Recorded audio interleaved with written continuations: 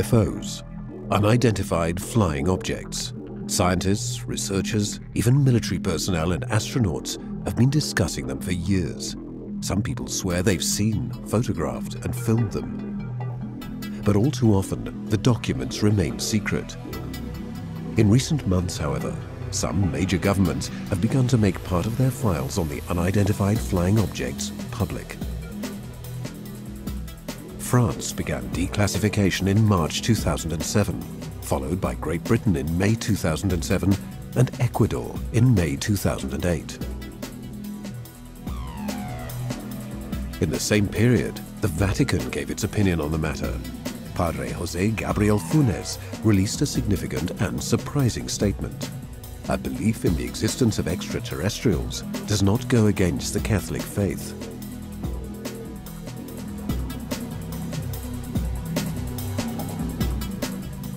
Of the secret documents that are now accessible to the wider public, the Ecuadorian material is perhaps the most significant and the most fascinating.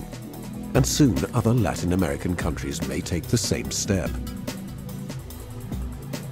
The extraordinary change in the Ecuadorian government's stance on UFOs is due above all to the work of investigative journalist Jaime Rodriguez, thanks to his tireless research and his programs broadcast from the Ecuadorian TV channel Ecuavisa. His achievement, made together with the head of state Rafael Correa, is just the latest step in a long journey.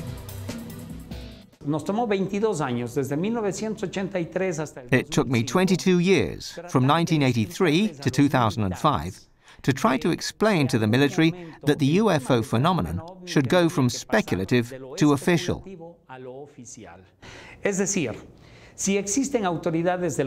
That is, if government authorities give their opinions on many issues, such as volcanic eruptions, climate problems and agriculture, why couldn't there be representatives of the government who discuss this issue, which is so vital to us?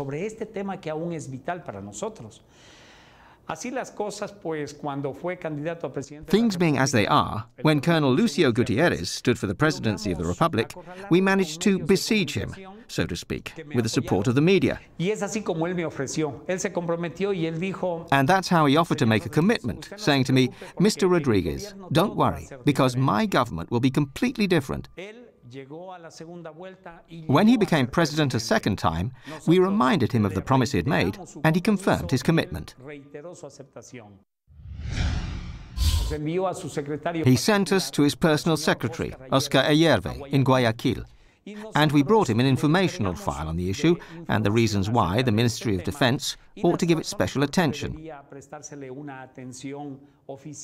And so on April 5, 2005, the CIFO, or the Ecuadorian Committee for the Investigation of the UFO Phenomenon, was created under the presidency of Colonel Lucio Gutierrez.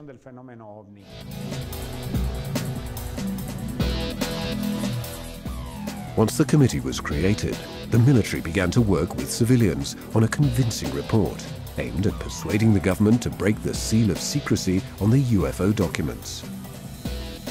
But there were major problems from the start. The first problem was the funds that were promised but then not granted. The civilian researchers thus decided to find their own funding.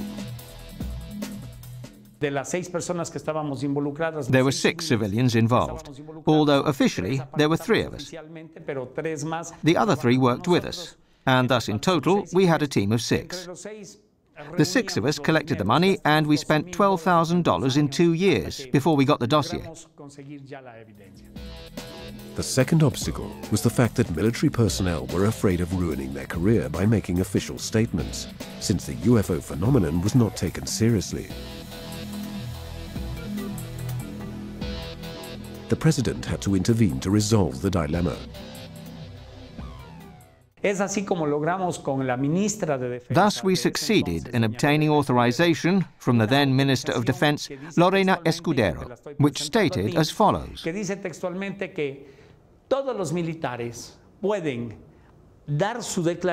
all military personnel may make statements with absolute freedom, and this issue will not lead to the addition of any detail on their CV that might damage their reputation. In this way, we managed to overcome the second obstacle, which was very important. The third problem that Rodriguez and his colleagues had to overcome was also the most difficult. It directly involved the US Secret Services, who offered military personnel significant economic and career-related incentives, provided that they respected a series of obligations. Amongst these, they required that information and documents regarding UFOs should be concealed. In the meantime, Rafael Correa had been elected president of Ecuador. In March 2008, a diplomatic crisis with Colombia led Correa to discover that his secret services had been corrupted. Y logran descubrir que había un financiamiento. He discovered that US intelligence had secretly financed the Ecuadorian military secret services. So Correa took action. He dismissed the entire military structure directing the military secret services, and through the US Embassy, he ordered the expulsion of all the CIA officers and all those who were involved in secret work in Ecuador.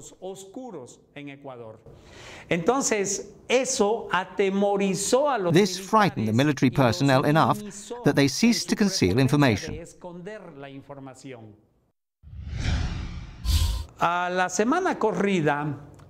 The following week, the president called a meeting in COSENA, the National Security Council.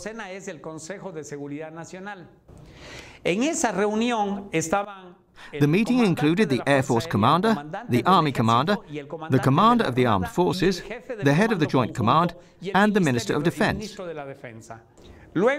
He invited us to this meeting, and in front of us he said, "The commanders of the Air Force, Army, and Armed Forces must completely deregulate information on the UFO phenomenon.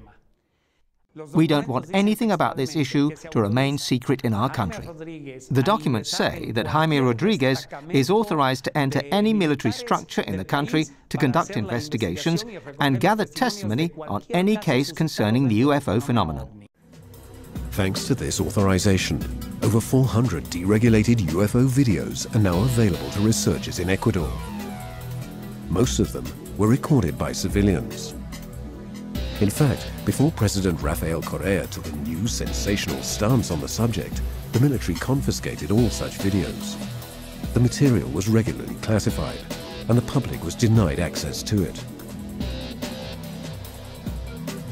The statement made by the Chief of Air Staff, Colonel Zanoni Garcia Dominguez, confirms the reason behind this situation.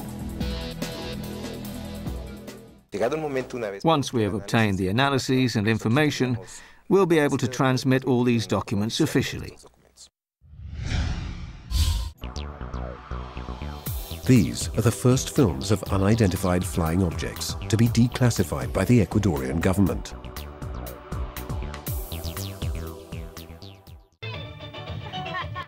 While celebrating a birthday party at the home of the former Vice President of the Republic, Luis Parodi, guests notice an anomalous object hovering in the sky. The video was recorded in 1992.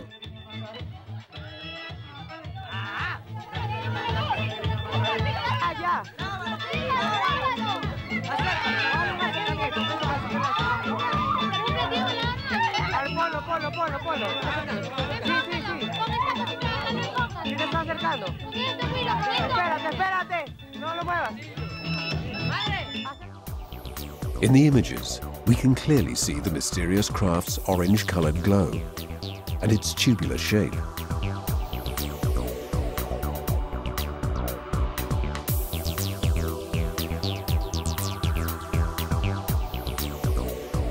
This video, also recorded in the 1990s, shows an amazing glowing platform hovering in the skies over Quito.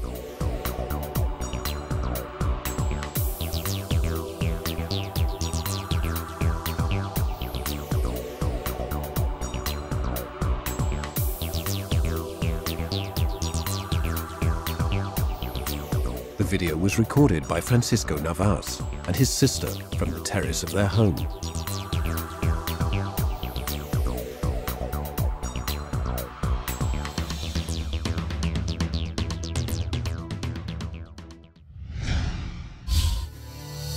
The videos may be the most fascinating part of the UFO material, But the direct testimony made by military personnel is of even greater importance. 44 statements by military personnel were released to the CEIFO. Today, they're part of the public domain on the internet and YouTube. These personnel are still in the military. They have experienced the events described in person whilst in service. There can be no doubt as to the veracity of these statements. While we were executing a flight maneuver during an instrumental exercise at the base in Malta, we saw a light moving towards the Cruceta sector, near the city of Cruceta.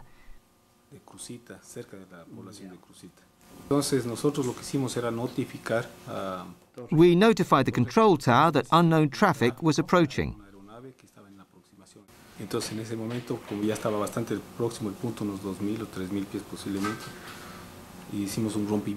So when we got closer, at about 2,000 or 3,000 feet, we veered left to get a better look at the lights we had in front of us. Right then, the two lights moved into formation with incredible speed and flew off toward the Cruceta Mountains, near the city of Cruceta. We flew over the sector, but we were unable to locate them. We had begun our descent from 11,000 feet, and I reckon that we had descended by about 2,000 feet when I saw a very bright light, more or less around, how can I put it, at a position of about 5 o'clock, a bit lower. I was in the back cockpit of the airplane, and Major Enriquez was in the front cockpit. I pointed it out to him, and he saw it. Immediately afterwards, I called the control tower to verify whether there was an airplane, to which the tower responded that there was no traffic. We thought it was an airplane, but in the moment we veered toward this bright light, we saw that the object turned toward us and divided into two very intense lights, on a collision course with us. So the pilot in the front cockpit, the major, executed a maneuver to the left, and while we were turning, we continued to watch what the object was doing, and we saw that it stopped in mid-air and moved down toward the mountains. We tried to fly over a small mountain, and the object crossed us on this side, and while we tried to cross it from the other side, it disappeared without a trace. We scanned the area, but there was no trace of it. We thought it was an airplane, but the movements this light made were very fast, very erratic. An airplane can't do that. For example, turn and stop in mid-air and descend diagonally. No airplane can do that. The instruments we have enable us to identify the objects moving in airspace clearly. We can clearly distinguish a commercial airplane from a military airplane, or from extraneous objects. We have a lot of confidence in the capability of these instruments. Therefore, the information we have available, not just our information, but also that coming from abroad, in particular from the United States, which is a very qualified source of information, makes me confident that we are dealing with an area in which there are unidentified flying objects. In real terms, these are extraterrestrial objects, and I'm sure of it. We share the universe with other beings.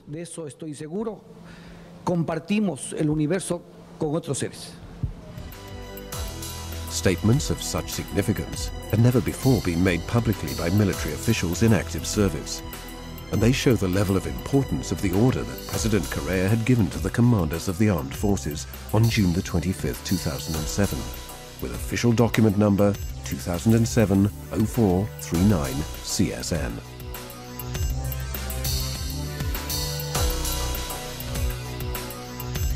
These events, combined with Jaime Rodriguez's role as a television journalist, began to change civilian society's attitude towards the UFO phenomenon in Ecuador.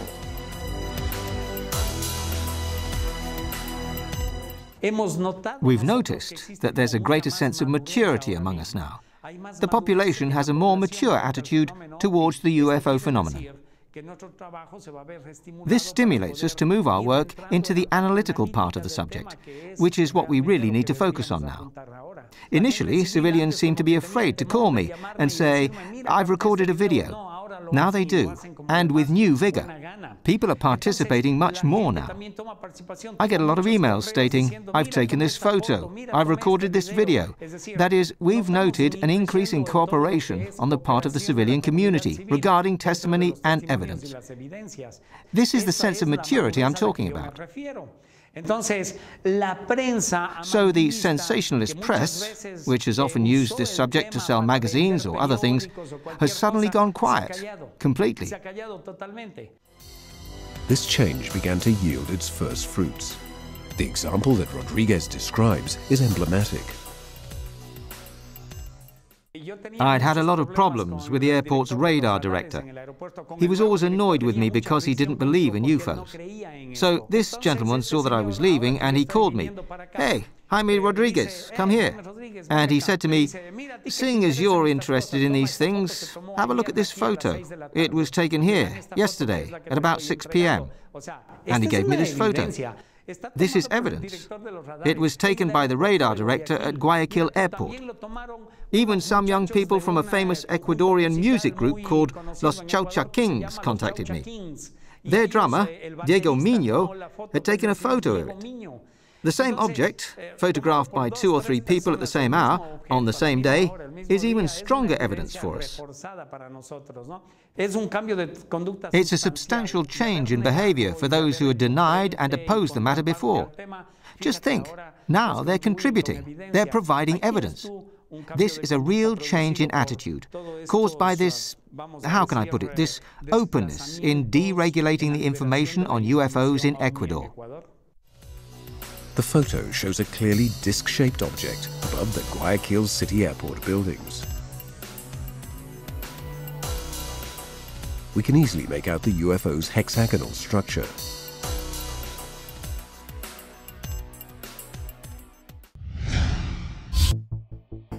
For a number of years, unidentified flying objects have often been detected near erupting volcanoes, or those that are about to become active. We have a volcanic chain, part of which is active, and the other part returning to activity. Tungurahua attracts media interest with TV stations placing their cameras there to film the volcano each time it erupts. And they show these objects twirling in the sky.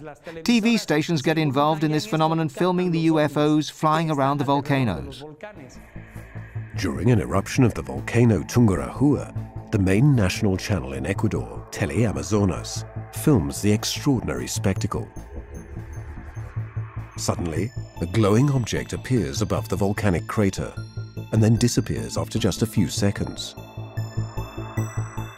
At one point, the mysterious glowing craft reappears.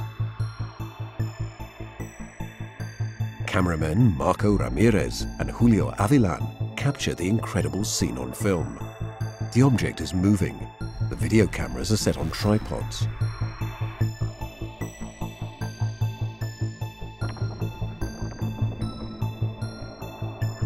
Shortly afterwards, flashes of light similar to lightning begin to appear. When slowing down the images, we can clearly distinguish these flashes of light. They seem to come out of light spheres. Then, a series of even larger and brighter flashes appears at the mouth of the volcano.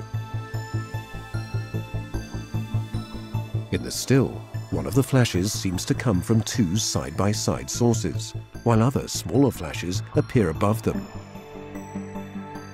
Here, we can see 3 light spheres, and only one of them emits a flash.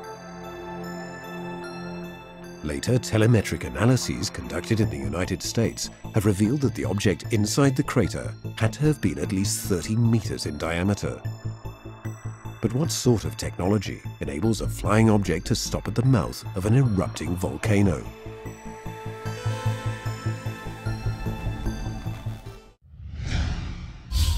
The incredible object we're seeing in this video was filmed by an Ecuadorian government official.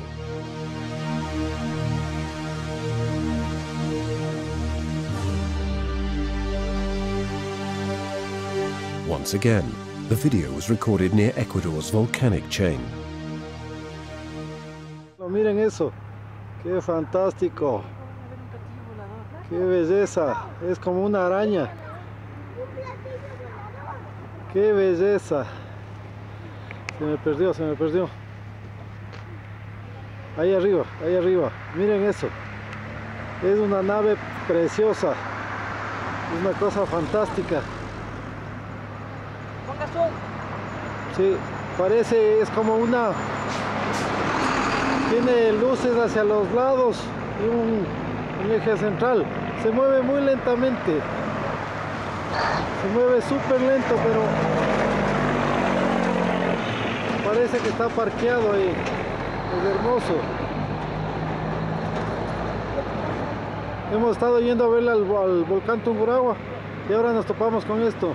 Es hermoso. Miren, no es un avión, no es nada.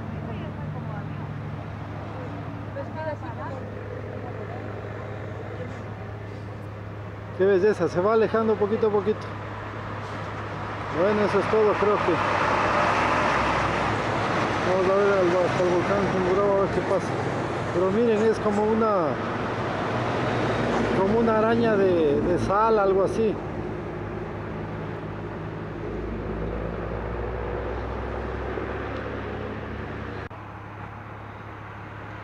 Vemos otro de estos objetos.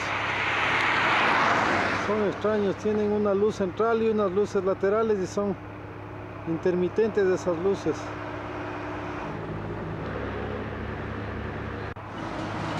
Que se me pierde, no tengo pulso. Ay, carajo.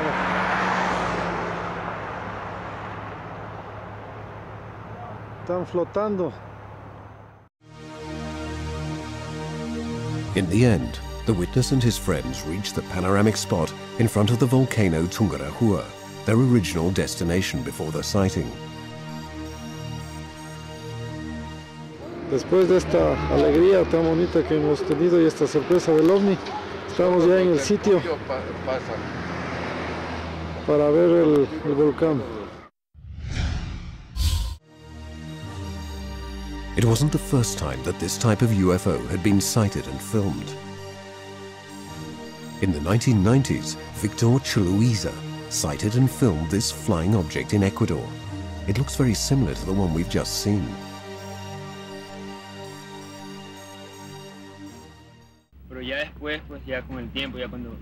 When I realized that they actually didn't seem to be airplanes or balloons, I felt a thrill, and I understood that it really wasn't what I had expected. It was a UFO. It must have been 200, 180 meters from here. It was closer, and so it looked larger, and I don't know, maybe the video camera helped me to put it into focus enough to see the image clearly, and I believe it was thanks to the video camera. And one thing that really caught my attention was that it made no noise. I might have thought it was an airplane, a helicopter, but I couldn't hear any noise. And that was what made me get my video camera and start filming.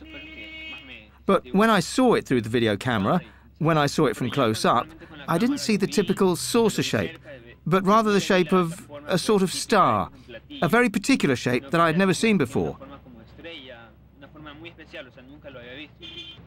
I got the impression that it was something out of the ordinary, something that I would never have imagined seeing. It really struck me, the fact that I saw something that's so rarely sighted. It seems natural to me. I mean, in such an immense universe, the third planet can't possibly be the only inhabited one. I've always believed it, and I have to be honest, I've always wanted to see a flying object. And when at last I was able to see one, it was a dream come true. Another similar craft was subsequently filmed in Mexico. The first was sighted and filmed in Tikal, Yucatan on the 7th of August 2004.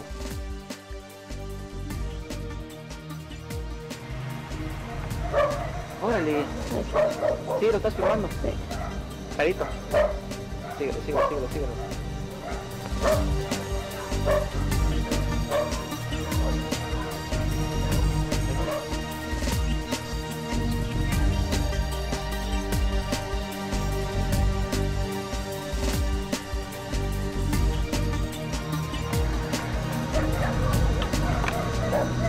Carlito, mira eso.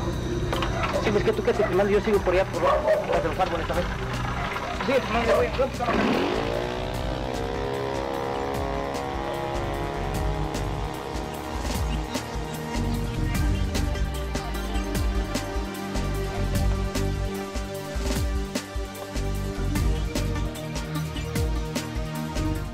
Another similar flying object was filmed in Tikal, Mexico on the 12th of December 2004.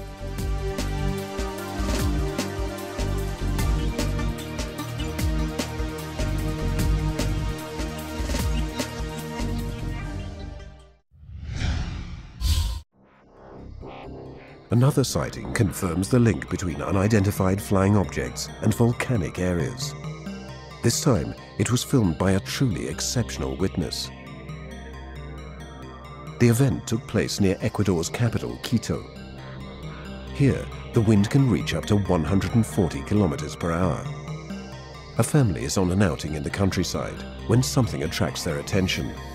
An unusual object hovering in the air despite the strong wind.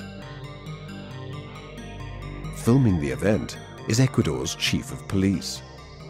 Bueno, estamos en la cima del Pichincha, continuamos y hemos encontrado algún objeto que está volando aquí entre las nubes.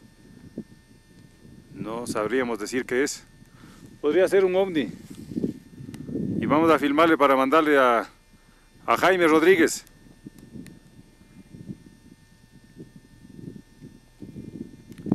Vamos a congelarle la imagen un momentito ahí.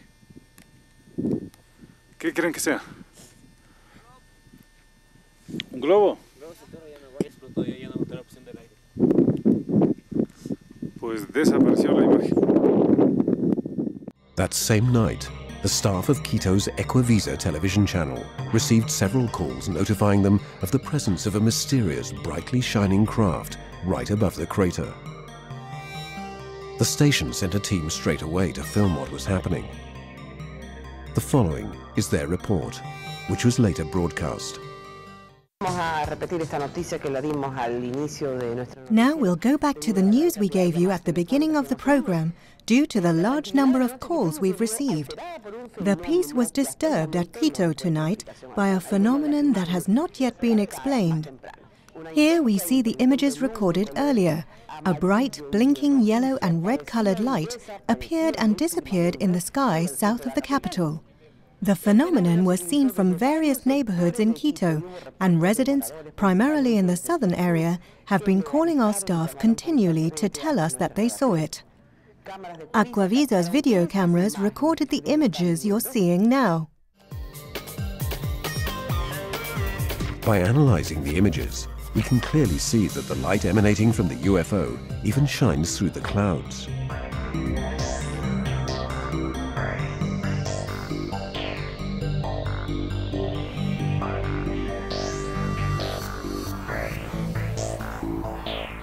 The mysterious object's varying luminosity and its ability to hover proved that it couldn't be a headlight on an aeroplane or any other conventional craft.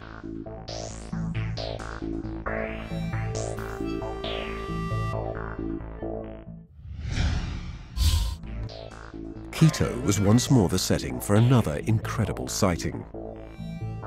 It's another important declassified case which joins the already extensive CEIFO archives.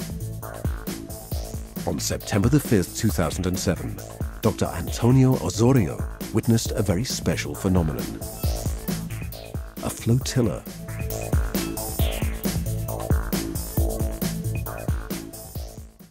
I was sitting down, having lunch and chatting with Patricia about the patients, as we always do. Patricia came back in, looked out of the window and said, "Doctor, look, what could that be?" I went to the window and I also saw some, they looked like aeroplanes or balloons. They seemed to me to be more like aerostats, but I was amazed to see so many of them.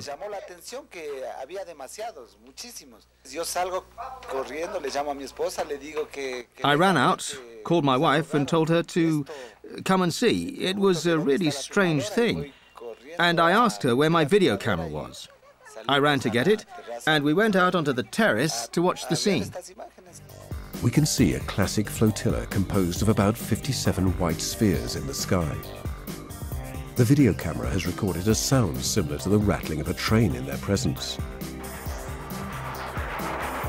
CEIFO researchers checked whether the Military Aviation Command or the Civil Aviation Office had authorized the release of aerostats or other similar objects. But their answer was negative. I thought that there were no fewer than 50 of them.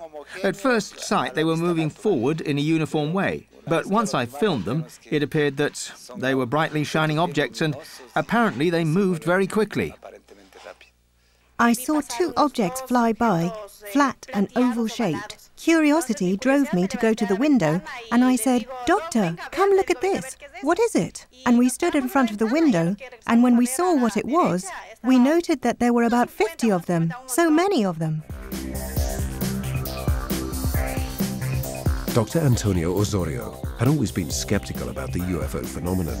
He would never have imagined that one day he'd be involved in such an event. No, I didn't believe them because they've always said there are people who know how to edit videos in such a way as to make us believe they're real, but they aren't. But now I believe it. I have faith in it.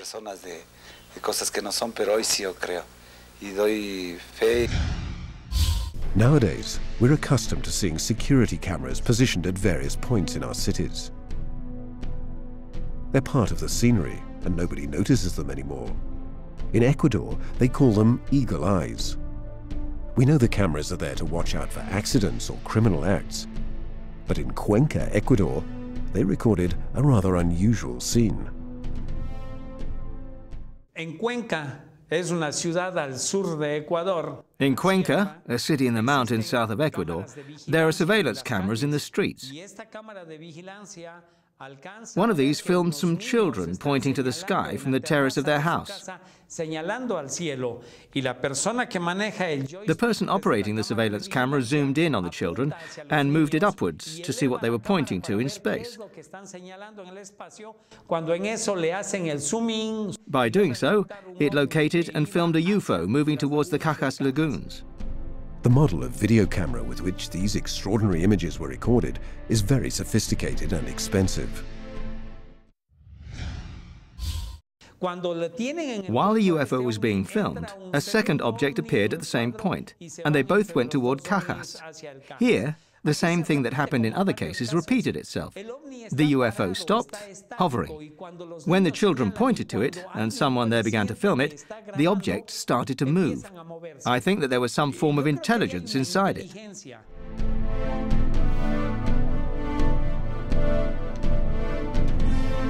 By analyzing the images, we can note how the first object begins to move the moment the video camera pans over it.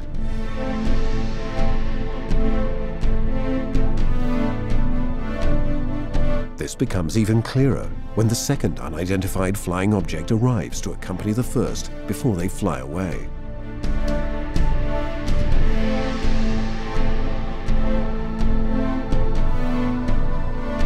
This video is part of the UFO material that was declassified thanks to President Rafael Correa's order. Therefore, the authenticity of these videos has been confirmed by the Presidency of the Republic of Ecuador. The great results that Rodriguez has achieved in Ecuador thus far are unequaled in any other South American country. But even in other nations like Brazil, the ufological community is very active, and it sets itself similar goals. Ademar José Guiverd is the best-known Brazilian investigator following the UFO phenomenon. No Brasil, the best-known cases in Brazil, even on an international level, are fairly specific, distinct cases.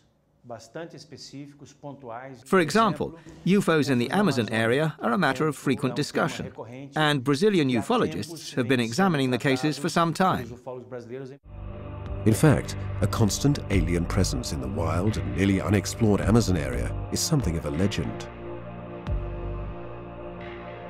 An ancient memory of contact with beings from the stars has been passed down in the myths and traditions of many cultures that some consider primitive. The Kayapo tribe is among these witnesses. We have indigenous nations, and this is an incredible thing.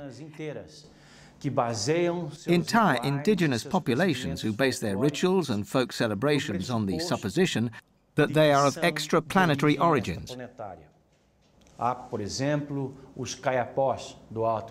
For example, the indigenous people of Upper Xingu believe that they descend from a mythical being called Bep Kororoti, who came to Earth decades, centuries ago, according to the cultural traditions of that people, leaving an extraterrestrial legacy. They believe that they belong to a civilization from beyond Earth, and that one day they will be brought back to their homeland. In remembrance of their ancient descent from the stars, the Kayapo celebrate a rite in which one of them personifies the mythical Bep Kororoti, the being from space who taught them how to farm and many other things. The costume used in the ceremony is made of woven vegetable fibers, and its shape suggests more modern clothing. The headdress clearly simulates a helmet, and the rest resembles a pressurized suit. Is this just an ancient myth, or could it be something else? However you choose to view it, it's an intriguing story for our times.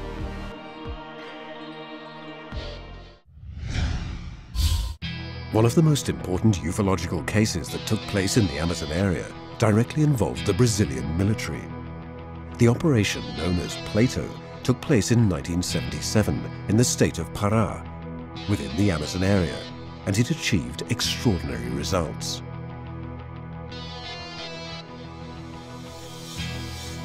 The military became involved after a remarkable number of sightings and contacts began to alarm the population and the local authorities. We reached such a serious level that the local authorities informed the Pará state government, which in turn requested that the Brazilian Air Force intervene. So an investigation was ordered. As a consequence, Operation Plato was launched in September and ended in December 1977. It produced about 2,000 pages of documents, of which we have over 200 filed in folders. It also produced 500 photographs of flying saucers, including some taken from close range. We have about 24 of those. Operation Plato also produced at least 16 hours of footage showing flying saucers over the Amazon area rivers. Brazilian ufologists, and in particular UFO magazine, have none of this material. Operation Plato, which means saucer, as in flying saucer, was closed down by the Brazilian military command in December 1977. The reason for this was puzzling, to say the least. It was closed because something happened, the very thing that the military was looking for: contact with extraterrestrial beings. That was one of their objectives, to attempt to establish contact with the forms of intelligence behind the phenomenon. They didn't think it could happen. When it happened, to put it simply, when there was direct contact between an official of the Brazilian Air Force and the extraterrestrial beings,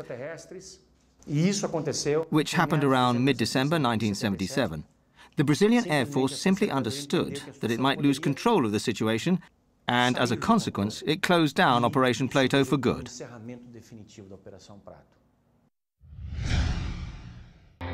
Gevaerd first received confirmation of these extraordinary events from Colonel Uranga Hollanda, the mission's commander. Colonel Hollanda mysteriously took his own life sometime later. The incredible results achieved by this military operation pushed the ufologists to attempt to persuade the government to release the documentation it had produced. Today, our mission in Brazil aims to get that material finally declassified. We've already had confirmation from various military sources. At the moment, it mainly comes from Brigadier José Carlos Pereira, former commander of the Brazilian Aerospace Defense Command. Commander Pereira not only confirmed the truth behind this operation and the classified documents, but also gave an assessment of it from a strategic and military perspective.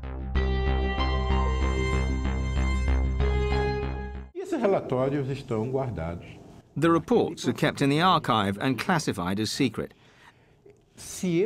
Now, if I were to say, during Operation Plato, there was this or that contact, I'd be violating the secrecy imposed by law on my country. I can't do it. I can't reveal it. Otherwise, I'd be committing a crime. But I can say, please change the law. Please make a new law. The UFO matter does not constitute a threat of war to any country. It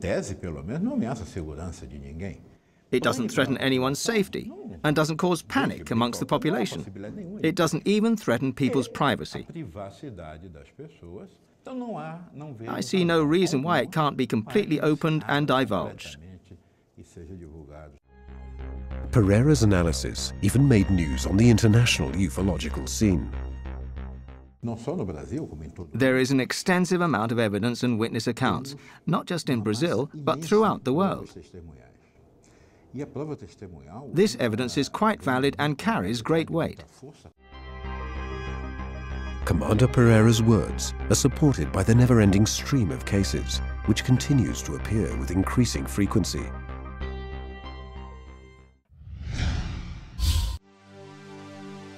In the rest of South America, the videos and photographs that have been produced are certainly not as numerous as in Mexico, but the material in existence provides researchers and scientists with increasingly extraordinary material for their investigations. Peru has been the stage for remarkable UFO appearances since the 1990s. A very intense wave of sightings took place in the capital, Lima, in 1999. The videos recorded at the time caught the attention of both the media and the Peruvian public.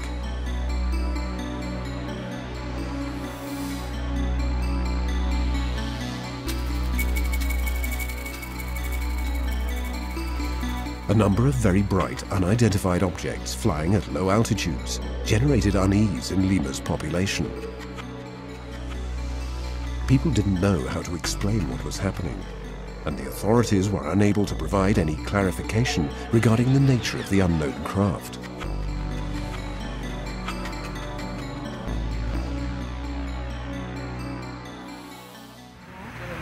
Pero mira, los dos tienen dos rutas distintas, Rodolfo. Y mira el avión cómo se va para allá. Mira la luz cómo se prende el avión que pasa por acá arriba, mira. Claro. Y mira esa luz qué potente, no puede ser un avión. Es muy fuerte esta luz acá. ¿Tiene 3 foquitos o me parece, Sergio? 3.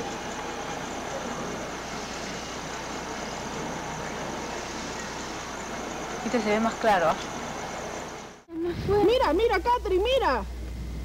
Lo estoy grabando, está sentado. Voy a llorar. Mira, está brillando más. Catherine, está brillando más.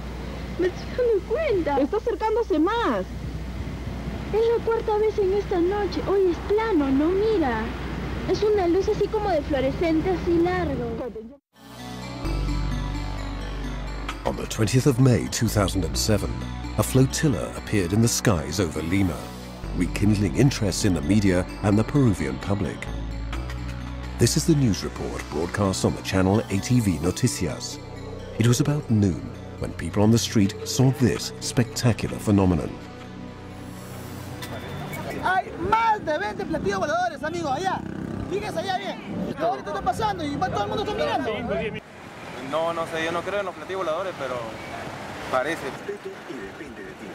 Este extraño y sorprendente espectáculo, registrado en Lima hace 2 días, fue captado por un equipo de TV Noticias.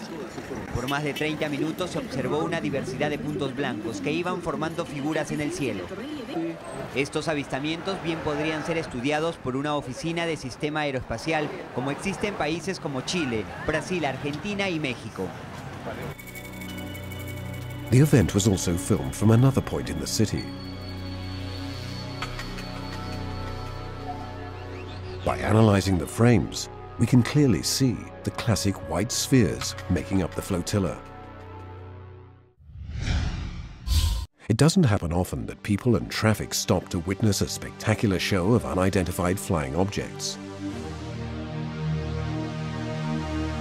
The city of Treinta y Tres in Uruguay was at the center of one of these rare cases.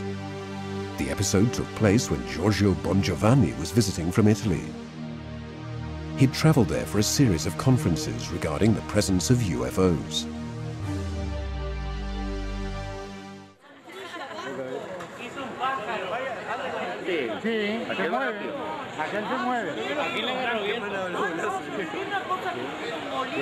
¡Ay, se paró!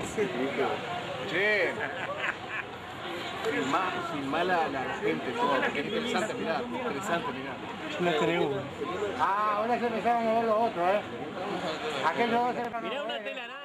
In the video, we can clearly see numerous flying objects hovering in the clear sky.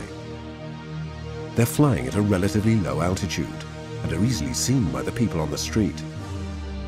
The object's movement clearly shows their ability to move autonomously during flight. Yet another spectacular example of this unknown form of aviation. Tarbaca is near San Jose, the capital of Costa Rica. Just before 4 o'clock in the afternoon, Marvin Badia, a young carpenter, was working when he heard a strange buzzing that distracted him from his work. To his intense amazement, the young man saw that the source of the noise was about 100 meters away from him. I was shaping this table here outside. It was very cloudy. I looked up and saw some sort of object. It was very bright. I looked at it carefully and took out my mobile phone. I saw that it was giving me time to film it, so I started to record. I called my colleague, who was working with a drill, but he didn't hear me. I called him again.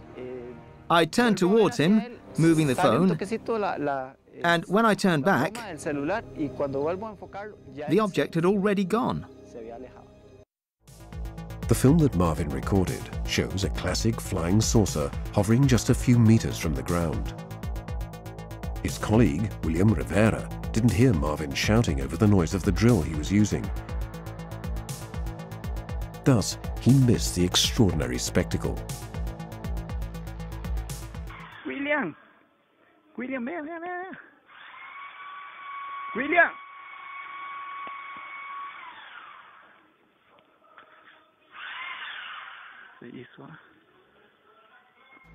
William Rivera assures us that Marvin was quite shaken. No, he wouldn't calm down. He was still very, very worked up. You see, I believe that this was a UFO. I have no doubt it wasn't man-made. And why was it here? We don't know. The movements that the craft makes and its appearance prove that it could not have been a conventional earthly vehicle. According to Marvin's description, the object was about as large as the wheel of a large tractor. It wouldn't have been large enough to hold a normal-sized person. Oscar Sierra, a ufologist from Costa Rica, explains his theory to the Teletica journalists. It's not necessarily a driven object. It could be some sort of probe, like those that human beings sent to Titan not long ago, which were small, about 2 meters. Therefore, they aren't necessarily piloted objects. Rather, they could be some kind of surveying probe. It's hard to say whether this is the correct explanation, but it's clear that the video recorded by Marvin Badia is among the best documents that the investigators have today.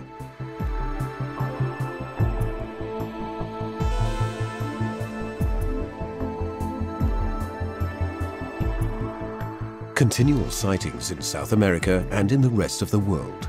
The creation of an official UFO investigation committee in Ecuador. The declassification of secret files in other nations such as France and England. The statements made by the Vatican. A new perception of the phenomenon in ever wider areas of civilian society. They're all signs that something is changing. Various ancient prophecies predict that change is coming to humanity. For Jaime Rodriguez, this hope is a certainty. Absolutely. We're at the beginning of a new era. In fact, we've got a lot of responsibility. And I'm a person who truly believes, that is, I have a feeling that the predictions that the Maya made for 2012 are of great importance. And I believe that people's conscience is going to change. Might this be true? Certainly, we can hope that humanity might soon be able to unlock the mystery of what seems to be an increasingly frequent presence.